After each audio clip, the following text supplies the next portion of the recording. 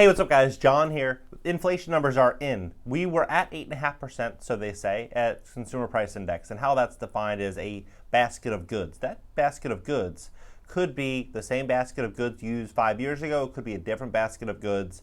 Meanwhile, they say it's 8.5%. I think that most people, when we go to the grocery store, when we pay rent, when we make any type of payment, whether it be insurance, food, cars, everything, to me, I'm seeing real inflation.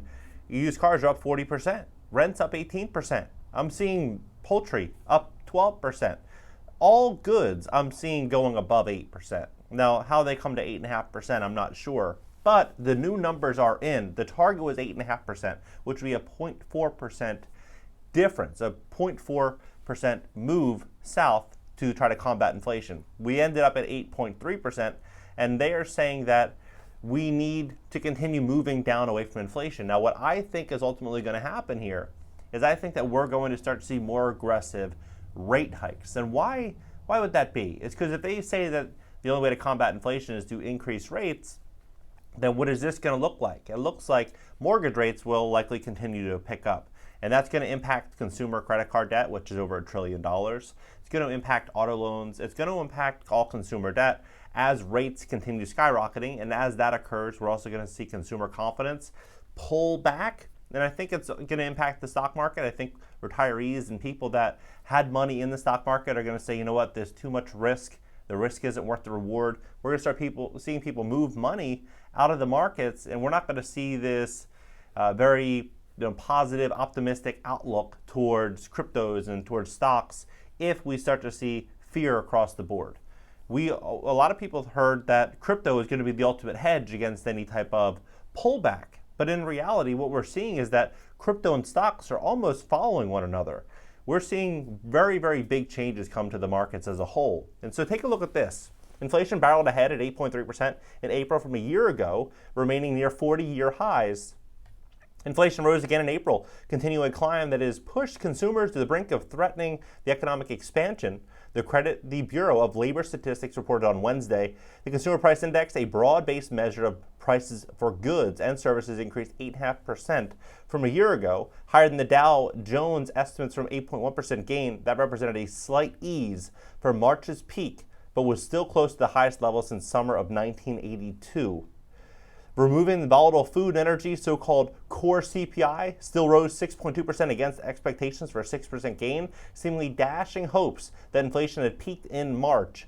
The price gains also meant that workers continued to lose ground. Real wages, adjusted for inflation, decreased by 0.1% on the month, despite a nominal increase of 0.03% in average annual hourly earnings. Over the past year, real earnings have dropped 2.6%, even though the average hourly earnings are up 5.5%. Inflation has been the single biggest threat to a recovery that began early in the pandemic and saw the economy in 2021 stage its biggest single year growth since 1984. We also printed 30% of all USD over that period. So over the last 2 years, we printed 30% of all USD. So when we're looking at numbers, we can't use data and numbers from 20 years ago, 30 years ago, when we had 30% less dollars in circulation than we do today. Rising prices at the jump at the grocery stores have been one of the problems, but inflation has spread beyond those two areas into housing, auto sales, and a host of other areas. The Federal Reserve officials have responded to the problem with 2 interest rate hikes so far this year and pledges of more until inflation comes down to the central bank's 2% goal. However, Wednesday's data shows that the Fed has a big job ahead. The month-over-month gains also were higher than expectations, 0.03% on headline CPI versus the 0.2% estimate, and a 0.6% increase for core against outlook for a 0.4% gain. Those ratings came even though energy prices declined 2.7% for the month, including a 6.1% drop for gasoline. The BLS Food Index rose 0.9% in April, countering the deceleration in energy. On a 12-month basis, energy costs were still up 30%, while food rose at 9.4%, according to the unadjusted data. Adding to worries is the continuing rise in housing costs. The shelter index, and what we're also seeing in housing right now is we're seeing more and more people that are desperate to get into the market, desperate to get a good interest rate, and they're jumping into adjustable rate mortgages. Now this, if you're getting a 5-year ARM or a 7-year ARM, you might have a decent mortgage rate now, but if at the expiration of that, you are unable to refinance into a better rate, we're going to start to see a lot of people that might be in hot water. The shelter index, which makes up 1/3 of the CPI's weighting, increased 0.5%, consistent with its rise over the previous 2 months, and was up 5.1% on a yearly basis, its fastest gain since April of 2012, or April of 1991. Stock market futures reacted negatively to the report, turning negative after being positive early in the morning. Government bond yields pushing the yield on the benchmark 10-year Treasury note close to 3%. Markets have been looking for signs of March's 8.5 CPI reading would make the peak in the pandemic era inflation. However, the April report showed that this is another upward inflation surprise and suggests that the deceleration is going to be painstakingly slow. Auto sales have been a big contributor to inflation. Supply chain, especially as the semiconductors vital to vehicle operations, have pushed prices up. Used vehicles fell 0.4% on the month, but new vehicle prices rose 1.1%. Prices rose 22% and 13% for new categories, respectively, over the past 2 years. Now, I think we could see a couple big things happen. We're going to see rates continue to rise, definitely. We're likely going to see supply chain issues, and we're going to see more problems unfold.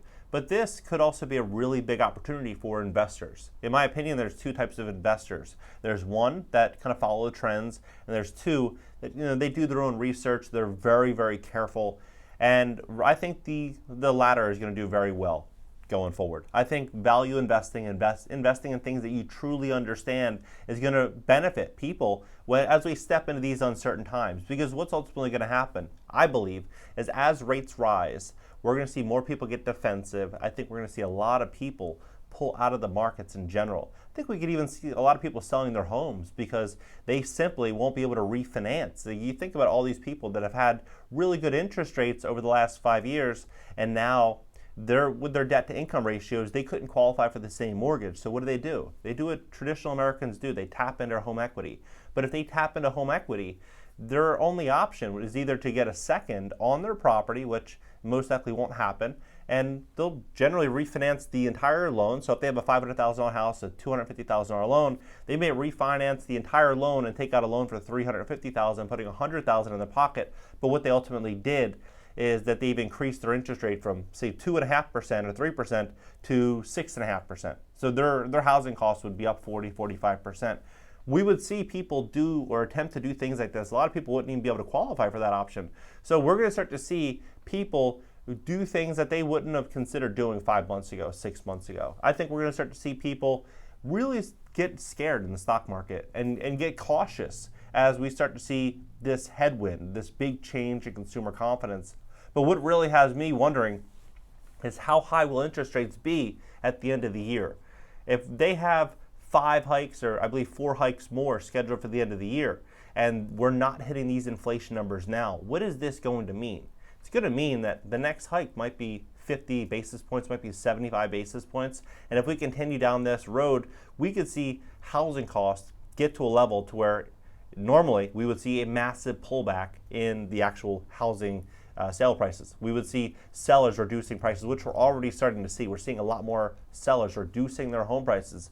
We would see a lot of people that would be, desperate to sell the properties, and not so many people that are desperate to buy them.